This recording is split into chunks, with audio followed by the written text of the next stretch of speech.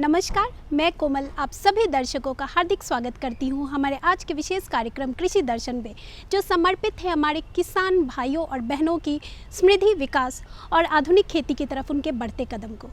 इस मंच के माध्यम से हम लाते हैं खेती से जुड़ी महत्वपूर्ण खबरें, सरकार की नई नीतियाँ, योजनाओं की जानकारी, प्रेरणादायक कहानियाँ, मंडी के ताज़ा भाव और साथ ही मौसम का हाल। नमस्कार, खबरें खेती की में आपका स्वागत है। मैं हूं प्रीति श्रीवास्तव। राज्य भर में फार्मर आईडी का लाभ उठा रहे हैं किसान। मिट्टी की उर्वरकता बढ़ाने के लिए जैविक खाद बेहद फायदेमंद और उन्नत प्रभेद से करें मशरूम की खेती, आमदनी होगी बेहतर।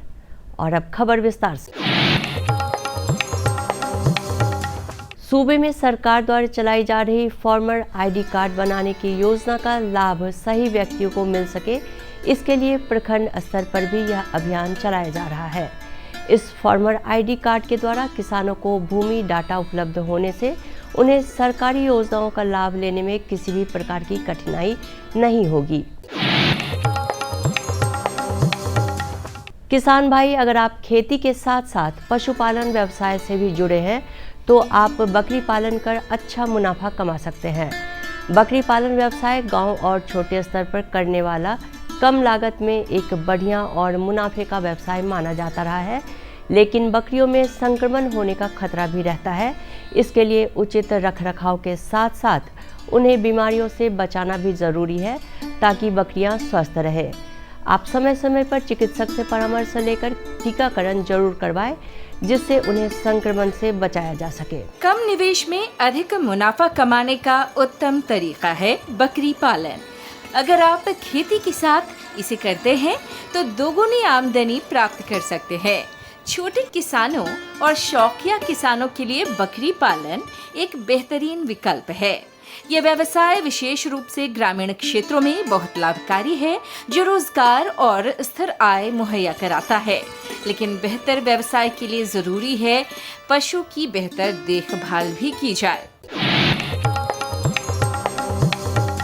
जलवायु परिवर्तन और मौसम की बेरुखी से फसलों को सुरक्षित रखना है तो आप जैविक खाद का उपयोग कर सकते हैं। जैविक खाद से उगाए गए फल और सब्जी स्वास्थ्य के लिए लाभकारी होते हैं, क्योंकि ये मिट्टी की उर्वरा शक्ति बढ़ाने के साथ ही मिट्टी की गुणवत्ता भी बढ़ाती है। ऐसी खाद जो पशुओं के गोबर, फसलों के अवशेष, रसोई के कचरे और पौधों के सूक्ष्म जीवों जैसे प्राकृतिक स्रोतों से तैयार होती है। ऐसी खाद जो मिट्टी की उर्वरता बढ़ाकर फसलों की गुणवत्ता बढ़ाती है, उसे जैविक खाद या प्राकृतिक खाद या कार्बनिक खाद कहते हैं। जैविक खाद एक ऐसी खाद है जिससे फसल स्वस्थ रहती है। उन्नत प्रभेद से किसी भी फसल की खेती करें तो अच्छे उत्पादन के साथ साथ अच्छा मुनाफा भी देती है। अगर आप मशरूम की खेती करने जा रहे हैं तो इसके लिए प्रभेद का चयन जरूरी है ताकि पैदावार अच्छी हो। बटन मशरूम, मिल्की मशरूम और ओयस्टर मशरूम की ऐसी किस्में हैं जिनकी उत्पादन क्षमता और गुणवत्ता बेहतर होती है। मशरूम फसल की सबसे बड़ी खासियत ये होती है कि इसकी मांग सालों भर बाजार में बनी रहती है, जिससे किसान भाइयों की आमदनी भी सालों भर बनी रहती है। सीमित भूमि और कम जगह में भी मशरूम की खेती आसानी से की जा सकती है। खेती किसानी की अगर तरीका बदला जाए तो आमदनी का जरिया भी बदल सकता है। मेहनत और लगन अक्सर सफलता की नई कहानी लिखते हैं। आज आपकी मुलाकात करवाते हैं रुकनपुरा गांव, जिला पटना के प्रगतिशील किसान राघवेंद्र सिंह से, जो वैज्ञानिकों की सलाह और तकनीक को अपनाकर सफलता के मुकाम पर खड़े हैं। राघवेंद्र सिंह खेती के साथ साथ मुर्गी पालन कर लागत मूल्य से 2 गुना मुनाफा कमा रहे हैं। मौजूदा वक्त में कई मशीनों ने किसान भाइयों का काम आसान कर दिया है। पहले जिस काम को करने में कई दिन या हफ्ते लगते थे, वहीं अब मशीनों की सहायता से कुछ ही घंटों में आसानी से हो जाते हैं। उन्हीं मशीनों में एक है रीपर बाइंडर, जो गेहूं की खड़ी फसल को काटकर बंडल बना देता है। इस मशीन की खासियत यह है कि यह समतल खेत में जमीन से 5 सेंटीमीटर ऊपर फसल की कटाई आसानी से कर सकता है, जिससे भूसे का नुकसान नहीं होता है। इसकी कार्य क्षमता 0.4 हेक्टेयर प्रति घंटा होती है और 1 घंटे में करीब 1.2 लीटर डीजल की खपत करता है, जिससे किसान भाइयों को फसल काटने में कम लागत आती है। आइए अब एक नज़र डालते हैं मंडी भाव पर। आइए अब चलते हैं पटना अनाज मंडी में और जानते हैं गेहूं और चावल के ताज़ा भाव। लोकल गेहूं 4,000 रुपये प्रति क्विंटल, शरबती गेहूं 4,500 रुपये प्रति क्विंटल, उसना चावल 7,000 रुपये प्रति क्विंटल, सोनम चावल 7,500 रुपये प्रति क्विंटल, सुपर चावल 8,000 रुपये प्रति क्विंटल, अरवा सुपर बासमती चावल 12,000 रुपये प्रति क्विंटल। कैसा रहेगा अगले 24 घंटों में मौसम का मिजाज, आइए देखते हैं मौसम समाचार। राज्य भर में पारा 40 डिग्री के पार जा चुका है। राज्य के अधिकतर हिस्सों में भीषण गर्मी और लू का प्रकोप जारी है। ऐसे में आम जनों को परेशानियों का सामना करना पड़ रहा है। मौसम विभाग पटना से प्राप्त जानकारी के अनुसार अभी गर्मी से राहत मिलने के कोई आसार नहीं है। अधिकतम तापमान 42 डिग्री सेल्सियस और न्यूनतम तापमान 30 डिग्री तक बने रहने की संभावना है। तो किसान भाइयों, अभी आपने देखा खबरें खेती की और जाना कृषि की नई नीतियां, सरकार द्वारा बनाई गई नई योजनाएं, मौसम का हाल, मंडी के ताज़ा भाव और साथ ही सफलता की कहानियां। तो यहीं पर लेते हैं एक छोटा सा ब्रेक और ब्रेक के बाद जल्द ही वापस आते हैं। आप बने रहें हमारे साथ। हर जोखिम से निकल कर फसल आए, सुरक्षित हो जाए। फसल बीमा से हर किसान अब आत्मनिर्भर हो जाए। अब सूखा पड़े या बाढ़ आ जाए, कोई डर नहीं। अब ओले पड़े या कीट पतंगे फसल खा जाए, कोई फिक्र नहीं।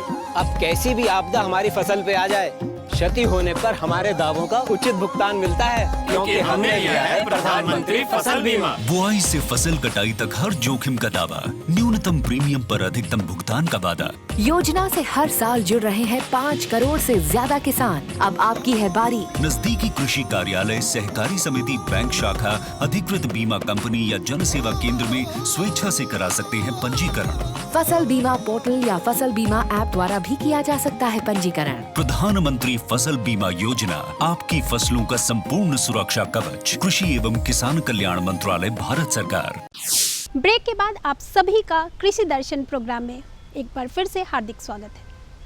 हमारा आज का विषय है ड्रैगन फ्रूट, जो कि एक विदेशी फल है, लेकिन ये हमारी भारत की ज़मीन पर भी बहुत फल फूल रहा है।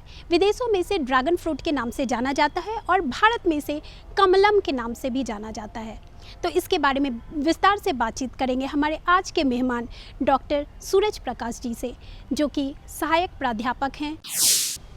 नमस्कार किसान भाइयों, आप देख रहे हैं कार्यक्रम कृषि दर्शन और मैं हूं आपके साथ किश्वर जबी। किसान भाइयों, अगर आप फलों की खेती कर अच्छी आमदनी कमाना चाहते हैं तो इन दिनों ड्रैगन फ्रूट की खेती करें। ड्रैगन फ्रूट उच्च मूल्य फल फसलों में से एक है।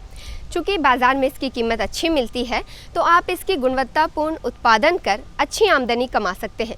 आज हम इसी के विषय में विस्तार से जानेंगे कि ड्रैगन फ्रूट की खेती कब करें, कैसे करें, इसके गुण क्या हैं, साथ ही साथ इनका खरपतवार प्रबंधन और कीट प्रबंधन कैसे करें। इन सारे विषयों पर विस्तार से जानकारी हासिल करेंगे। तो ये जानकारियाँ देने के लिए हमारे साथ मौजूद हैं हमारे कृषि विशेषज्ञ डॉक्टर सूरज प्रकाश जी, जो कि सहायक प्राध्यापक सह वरीय वैज्ञानिक हैं ICAR पटना से। तो डॉक्टर साहब, आपका हमारे कार्यक्रम में बहुत बहुत स्वागत है। डॉक्टर साहब, सबसे पहले तो हम ये जानना चाहेंगे कि ड्रैगन फ्रूट के गुण क्या, औषधीय गुण क्या हैं? ड्रैगन फ्रूट एक नया फल है जो कि अभी बिहार में इंट्रोड्यूस हुआ है और ये सीमांचल रीजन के किशनगंज ज़िले से अभी इसकी ज़्यादा खेती हो रही है। अभी पूर्णिया तक ये आ गई है और पटना में भी इसका इंट्रोडक्शन हो चुका है। तो ये फल को लोग क्यों पसंद कर रहे हैं या इसकी औषधीय गुण क्या क्या हैं? तो हम ऐसा देख रहे हैं कि अभी हमारे जो जितनी भी आबादी है उसकी 60% आबादी को डायबिटीज़ का प्रॉब्लम है या ब्लड प्रेशर का प्रॉब्लम है या हार्ट का प्रॉब्लम है। तो ये एक ऐसा फल है जो तीनों का प्रॉब्लम है उसमें हम इसको खा सकते हैं, क्योंकि इसके ये सबसे उपयुक्त है आपको डायबिटीज़ के लिए, क्योंकि इसमें जो मिठास है वो बहुत कम है। 10 से 12 डिग्री ब्रिस्क हम लोग बोलते हैं, जो कि पपीता का जितना मीठा टेस्ट होता है उतना या उससे हल्का कम है। तो पपीते का जो इतना मिठास होता है उतना ही के बराबर हमें ड्रैगन फ्रूट का भी मिठास होता है। सो यह डायबिटिक पेशेंट के लिए उपयोगी माना जाता है क्योंकि इसमें बहुत ज़्यादा मिठास नहीं है। दूसरी जो हमने बात की कि ब्लड प्रेशर के लिए ये बहुत उपयोगी फल है क्योंकि इसमें सोडियम और पोटासियम प्रचुर मात्रा में पाया जाता है। मतलब 100 ग्राम ऑफ अगर हम फल खाते हैं, मतलब एक फल खा लेते हैं, तो हमें करीब करीब 21 मिलीग्राम जो है सोडियम और 29 मिलीग्राम है जो कि पोटासियम मिल जाता है, जो कि हमारे शरीर के लिए बहुत ही लाभदायक है और ये हमारे ब्लड प्रेशर को कंट्रोल करने में मदद करता है। जो तीसरी जो चीज़ है कि जिनको जो हार्ट का प्रॉब्लम है उनके लिए ये फ़ायदेमंद है कि इसमें कि लिनोलेनिक एसिड एंड लिनोनिन 9 नामक कंटेंट पाया जाता है, जो हमारे शरीर में जो हमारे कोलेस्ट्रॉल लेवल जो होता है, कोलेस्ट्रॉल जो बढ़ जाता है उसको घटाने में मदद करता है। और जो हमारी रक्त वाहिनी है जो कि जिसमें जो कोलेस्ट्रॉल डिपॉजिट है उसको भी कम करने में मदद करता है। इसके बहुत सारे फ़ायदे हैं, बहुत सारे औषधीय गुण हैं, लेकिन जो हमारा अभी का जो ज़्यादा प्रॉब्लम है ये 3 बीमारियों का, इसमें यह बहुत ही उपयोगी माना जाता है। तो जैसा कि डॉक्टर साहब ने बताया कि ड्रैगन फ्रूट अपने औषधीय गुणों के कारण आम जनता में बेहद ही लोकप्रिय हो रहा है। लोग इसे बड़े पैमाने पर खाना पसंद कर रहे हैं। तो हम जानना चाहेंगे डॉक्टर साहब आपसे कि किसान भाई इसे अगर लगाएं तो किस मौसम में लगाएं और इसके लिए उपयुक्त समय और टाइम क्या होना चाहिए? इसमें जो है कुछ प्रमुख प्रजातियां हैं, जैसे इसमें जो pink colour with pink flesh एक जो प्रजाति है, दूसरी है pink colour with white flesh और तीसरा है yellow colour with white flesh. तो ये 3 प्रमुख प्रजातियां हैं। एक अभी जो नया प्रजाति है जो बिहार में इंट्रोड्यूस किए हैं हम लोग, जो कि ताइवान की वैरायटी है, और ये है green colour with white flesh. तो इसमें जो है औषधीय गुण बहुत प्रचुर मात्रा में पाया जाता है। जहाँ तक लगाने की सवाल है, तो अगर हम ज़मीन पे कल्टीवेट कर रहे हैं, कहने का मतलब प्लेन लैंड पे, तो इसको चूँकि एक बार हम फल लगाते हैं तो इसकी जो लाइफ स्पैन है पूरे 25 साल की होती है। और इसका जो वाइन होता है वो जैसे कैक्टस का हम लोग प्लांट देख रहे हैं जिसका कि तना कड़ा नहीं होता, इसका भी तना बिल्कुल उसी तरह का होता है। और साथ ही साथ इसमें जो है आपको सपोर्ट देना पड़ता है। तो हम लोग सीमेंटेड पोल बनाते हैं और उसके ऊपर में जो रिंग टाइप का शेप बना देते हैं, जिससे क्या होता है कि हम जो ड्रैगन फ्रूट का जो वाइन है उसको पे ग्रो करते हैं और उसको सपोर्ट से ऊपर बढ़ाते हैं। जब 1 साल के बाद में जब वाइन बड़ा हो जाता है तो हम उससे फल आना शुरू होता है। कहने का मतलब लगाने के 1 साल के बाद में फलन की प्रक्रिया इसमें शुरू होती है। तो जो इनिशियल लागत है इसकी वो थोड़ा सा ज़्यादा है, चूँकि ये सीमेंट का बनाना पड़ता है। तो करीब करीब एक पोल के लिए हमें 1000 रुपये के खर्च पड़ता है, लेकिन बिहार सरकार से सहायता अनुदान के रूप में 1 एकड़ ज़मीन के लिए 1,60,000 रुपया दिया जाता है। तो किसान भाई इसका फ़ायदा उठाते हुए इस फल की खेती के लिए आगे आने की ज़रूरत है। तो जैसा कि डॉक्टर साहब ने बताया कि इस फल के कई प्रजातियां हैं, अलग अलग प्रजातियों में अलग अलग गुण भी पाए जाते हैं। इसकी खेती में इनिशियल में आपको थोड़ा ज़्यादा खर्च होगा, लेकिन इसमें सरकार द्वारा अनुदान भी दिया जा रहा है जिसका लाभ आप ले सकते हैं। तो डॉक्टर साहब हम आपसे अगला प्रश्न ये पूछना चाहेंगे कि ड्रैगन फ्रूट में पोषक तत्व और जल प्रबंधन किसान भाई कैसे करें? किसान भाई के लिए ये बहुत महत्वपूर्ण विषय है कि हम कितने पोषक तत्व डालें और कब कब डालें, और साथ साथ में जल का प्रबंधन कैसे करें। तो जैसे कि हम इससे पहले 2024 में भोला पासवान शास्त्री कृषि महाविद्यालय पूर्णिया में पोस्टिंग थी और मैंने वहाँ ड्रैगन फ्रूट को लगाया था। अभी वहाँ पे फलन शुरू हो गया है। तो इसमें 300 ग्राम नाइट्रोजन और 400 ग्राम पोटास है जो कि मात्रा इसमें हमें डालना है, और इसको हम लोग 4 भाग में तोड़ के डालते हैं। मतलब एक बार में एक पूरा हमें डोज को नहीं डालना है, मतलब 3 मंथ्स के इंटरवल पे हमें इसको डालते हैं। और ये जो है आपको कहने का मतलब फरवरी मार्च के महीने में एक बार डालेंगे, मार्च के महीने में एक बार, जून जुलाई के महीने में एक बार, सितंबर अक्टूबर के महीने में, और एक बार फिर से नवंबर दिसंबर के महीने में। इस तरह से जो है हम 4 भाग में है जो कि पोषक तत्व को डालते हैं। अभी रिसेंटली हम लोग चूँकि कि पटना में है जो कि ज़मीन की कमी है और हम लोग अर्बन एरिया में रह रहे हैं, तो इसको रूफ टॉप गार्डन के मॉडल के रूप में हम लोग कृषि अनुसंधान संस्थान पटना में हम लोग लगाए हैं। और इसमें हम लोग अलग अलग साइज का कंटेनर लिए हैं और इसमें डिफरेंट पोषक तत्व को डाल रहे हैं। तो क्या है कि इसमें जो आपको पोषक तत्व जितना डालेंगे, खास करके ऑर्गेनिक मैन्यूर, हम लोग जो वर्मी कंपोस्ट है या फिर हमारा जो है नीम का जो खल्ली होता है उसको डालते हैं, तो इसमें जो फ्रूटिंग की प्रक्रिया है वो ज़्यादा होता है। अगर हम पोषक तत्व का मैनेजमेंट इनऑर्गेनिक फर्टिलाइज़र से करते हैं, जिसमें कि यूरिया, पोटास के लिए हम म्यूरेट ऑफ पोटास डालते हैं तो उसमें फ्रूटिंग में थोड़ा डिले होता है। सो कहने का मतलब ये है कि हम ऑर्गेनिक सोर्स से अगर ड्रैगन फ्रूट की खेती करते हैं तो उसमें फल लगने की प्रक्रिया ज़्यादा होती है, और हम लोग सिर्फ प्लेन लैंड में नहीं बल्कि छत के बागवानी के रूप में, रूफ टॉप गार्डन के रूप में भी इसको 2-4 पेड़ ग्रो कर सकते हैं, जिससे हमारे जो घर की जो ज़रूरत है उसको फुलफिल कर सकते हैं। तो किसान भाइयों, आपने जाना कि ड्रैगन फ्रूट की खेती में पौधों को लगाने के बाद पोषक तत्व और जल प्रबंधन कैसे करें। इसके बाद डॉक्टर साहब, कई बार ऐसा होता है कि हमारे खेतों में कीट और रोगों का प्रकोप अक्सर देखा जाता है, चाहे कितनी भी सावधानियां बरती जाएं। तो हम जानना चाहेंगे कि ऐसा कोई उपाय है जिससे कि हमारे पौधों में कीट लगे ही ना, और लग जाए तो वैसे में हम अपने रोगों और कीटों का कैसे प्रबंधन करें, हम ये जानना चाहेंगे। बिल्कुल ही, बहुत आपने अच्छा सा क्वेश्चन किया कि अगर उसमें रोग या कीट लगते हैं तो उसका हम प्रबंधन क्यों कर सकते हैं। कोई भी हम खेती करते हैं उसमें अमूमन तौर पे उसमें कीट या रोग लगने की प्रक्रिया है, जिसमें इसमें एक फफूंद की जो रोग लगती है ये विंटर सीजन में नवंबर-दिसंबर महीने में शुरू होगी और फरवरी में इसका है जो कि प्रकोप बढ़ जाएगा। ये पाउडरी लाइक सब्सटेंसेस टाइप का प्रोड्यूस करता है, पाउडरी मिल्ड्यू टाइप का। और इसमें जो आपको है, आपको जो कॉपर ऑक्सीक्लोराइड के 3 ग्राम की मात्रा का घोल तैयार करना है। घोल तैयार करने में के साथ साथ उसमें कोई स्टिकर ऐड करना है। स्टिकर के रूप में आपको नहीं अगर कुछ मिलेगा तो उसमें शैम्पू का पाउच ऐड कर सकते हैं, और उसके बाद उसको स्प्रे करेंगे। एक मंथ ऑफ जनवरी में और दूसरा मंथ ऑफ फरवरी में, ये 2 बार हम कर देंगे तो ये फफूंद का जो प्रॉब्लम है उसमें नहीं लगेगा। दूसरी जो चीज़ है जो देखा जाता है प्रायः कि उसमें चींटी का प्रॉब्लम आता है, इंसेक्ट के रूप में रेड एंट्स का प्रॉब्लम आता है। इसके लिए हम लोग कार्बाफ्यूरान नाम की जो है दवा है उसको है जो कि डालते हैं, रूट में ही, रूट पोर्शन में ही डालेंगे। जड़ के पास डाल देंगे तो क्या होगा कि उस पर सीमेंट के ऊपर में चींटी चढ़ेगा ही नहीं और वो हमारे क्रॉप को डैमेज नहीं करेगा। जो दूसरी महत्वपूर्ण बात है इसमें कि जो अभी गर्मी ज़्यादा होता है, ये एक्चुअली जीरोफाइटिक प्लांट है, कहने का मतलब है रेगिस्तान एरिया में खेती किया जा सकता है।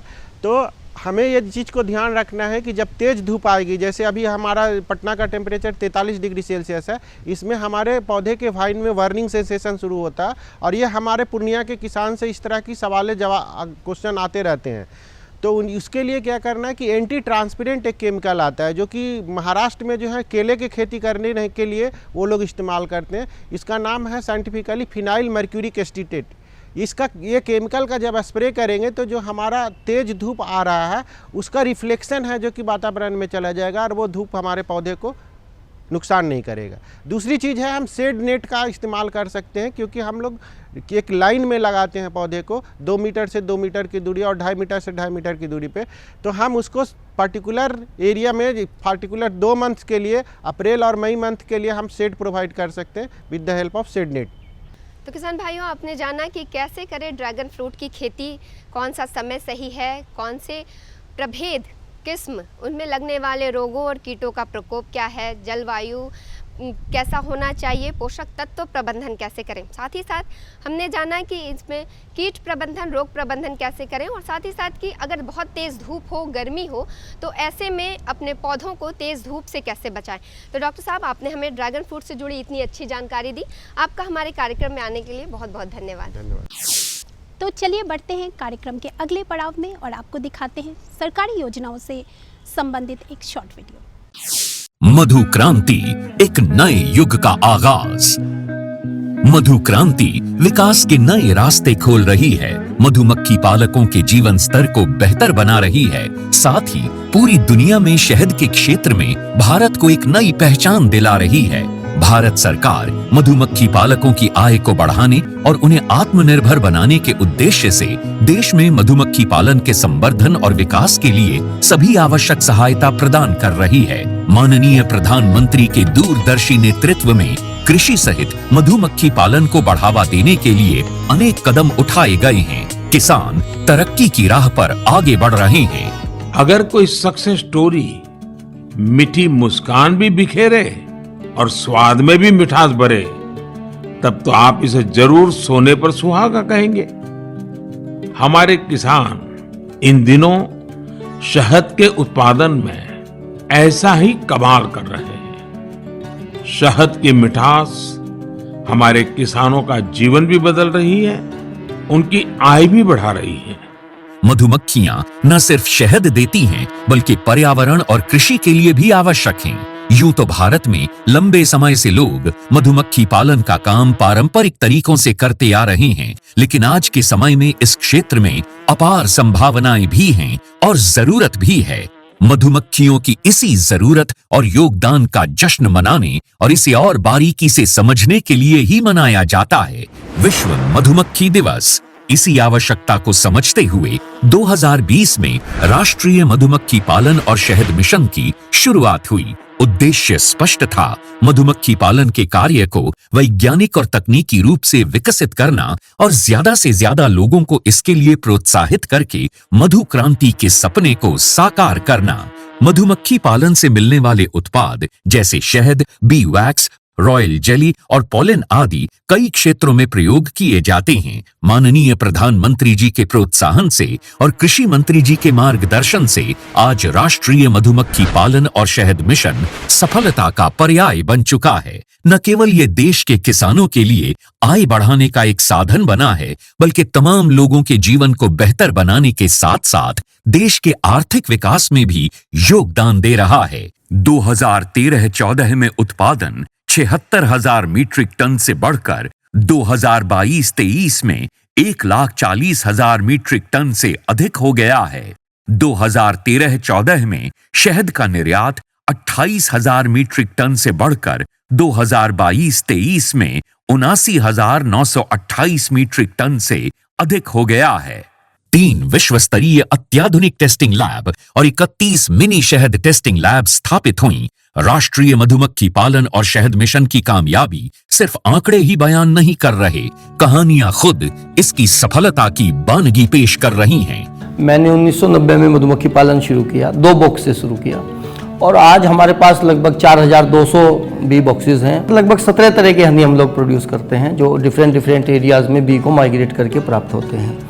इसके अलावा जितने बी बॉक्सेस मैन्युफैक्चरिंग यूनिट है हमारे पास, वैक्सीट मैन्युफैक्चरिंग यूनिट है, 20 मीट्रिक टन पर डे का हनी प्रोसेसिंग प्लांट है।